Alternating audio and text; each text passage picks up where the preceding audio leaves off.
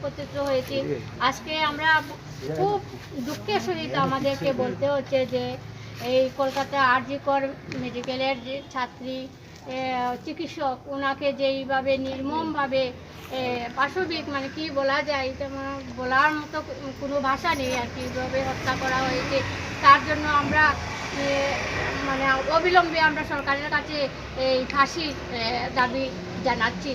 যে আমরা আজকে স্বাধীনতার ৭৮তমই কয়েকদিন আগে আমরা ৭৮তম স্বাধীনতা দিবস পালন করলাম, কিন্তু আমরা নারীরা মানে কিভাবে আমরা সুরক্ষিত আছি? আমরা তো এখনও সুরক্ষিত নই।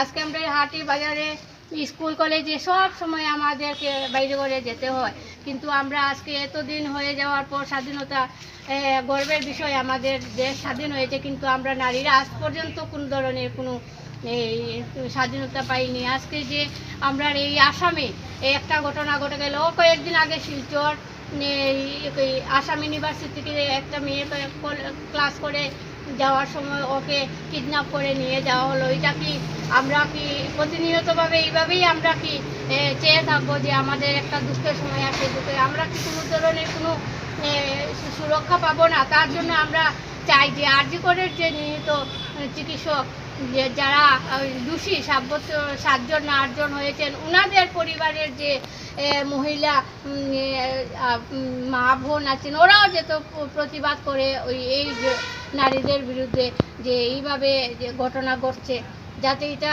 আগামীতে আর যেন দ্বিতীয়টা আর না ঘটে, তার জন্য আমরা সবাইকে দৃষ্টান্তমূলক শাস্তির দাবি জানাচ্ছি। আর এই সরকার যাতে অবিলম্বে এটার একটা বিল পাস করতে হবে, যে যাতে নারীরা যাতে সুরক্ষিত হয়, তার জন্য অতি সত্বর একটা বিল যাতে গ্রহণ করা হয়। নারীদের যাতে এই কাজগুলো করার আগে একবার যেন 10 বার ভাবে ছেলেরা যে কী করবে কি না, একবার না 10 বার যাতে তারা ভাবে যে একটা নারী না থাকলে সংসারটা ধ্বংস হয়ে যায়। তার জন্য আমি সরকারের কাছে অনুরোধ রাখছি যাতে এটা বিহিত ব্যবস্থা নেয়, আর যারা দোষী তারা একদম যাতে উপযুক্ত শাস্তি, ওদেরকে যেন একদম ফাঁসির ঝুলাই আমরা দেখতে চাই। এই বলে আমার বিনম্র অনুরোধ রেখে আমি আমার বক্তব্য শেষ করছি। ধন্যবাদ। যে নারী ধর্ষণ এবং খুনের ঘটনা চলছে, তার তীব্র প্রতিবাদ করা হচ্ছে। বর্তমানে ৫-৬ দিন হবে আসামের নগাঁও জেলার দিং অঞ্চলে একজন আদিবাসী নাবালিকাকে 14 বছরের বয়সের যুবতীকে ধর্ষণ করা হয়েছে এবং উনি মৃত্যুর সঙ্গে পাঞ্জা লড়ছেন হাসপাতালে। এবং আমরা যেটা লক্ষ্য করছি যে গোটা দেশে বলুন বা বিভিন্ন রাজ্যের সরকার বলুন, এরা আজকে নারীদের সুরক্ষা দিতে পুরোপুরি ব্যর্থ।